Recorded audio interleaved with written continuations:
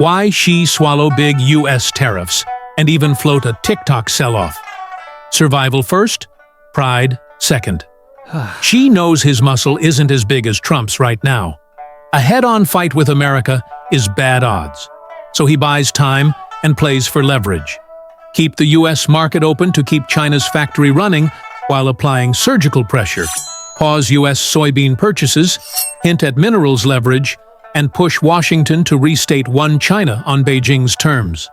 Beijing pauses US soy to poke America's farm belt, while pushing Washington to say it opposes Taiwan independence. The US won't say that. It sticks to, "We don't support independence, no force, keep the status quo," and keeps selling Taiwan defensive arms. One wrinkle, the US State Department says China misreads the UN. 2,758 chose the seat, not Taiwan's status. The US reads the words, China reads its wish. So the trade stays the same. Soy for sentences. Buy our soy equals say our line on Taiwan. But what Beijing gets from Washington is just one word. Maybe. Out in Inner Mongolia, China's military built a life-size set of Taipei's key buildings, perfect for rehearsing how not to ask for directions. Practice runs look like urban warfare drills. It's a message. The script is written, the props are ready. And guess who's helping tighten the choreography? Russia. Not a co-star, but a guest instructor. Advisors, gear, and airborne know-how that make any Taiwan plan look sharper. No formal war pledge, just a serious boost that tells everyone else, start counting costs.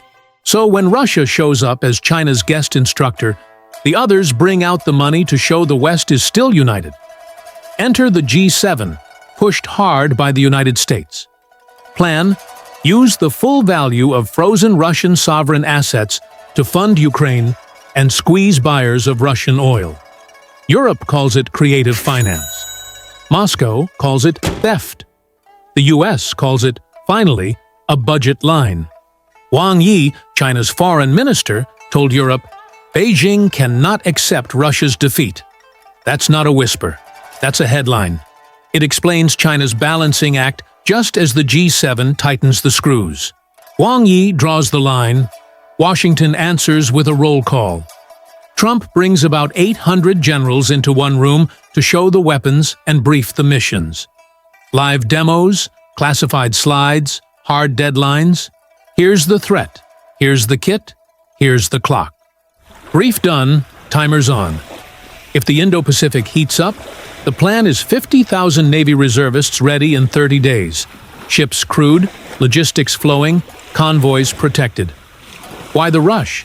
The region is the artery of global trade. Open sea lanes equals open economy. Deterrence starts with showing up fast, on time, in force. From brief to build. Even without a war right now, factories are hitting record highs. Patriots past 500 a year and climbing. LRASM locked into a 5-year surge. GMLRS at all-time output. SM6 ramping hard. Not just building weapons fast, moving the smart parts home fast. The next fight runs on AI chips, memory, and magnets, so Washington is pulling the supply chain closer.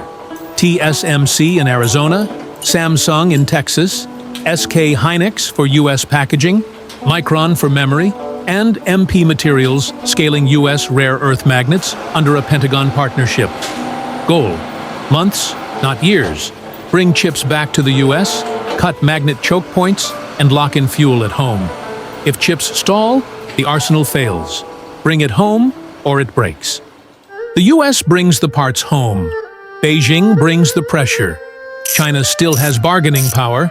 It can pause soy and lean on rare earth magnets. But the field is tilted.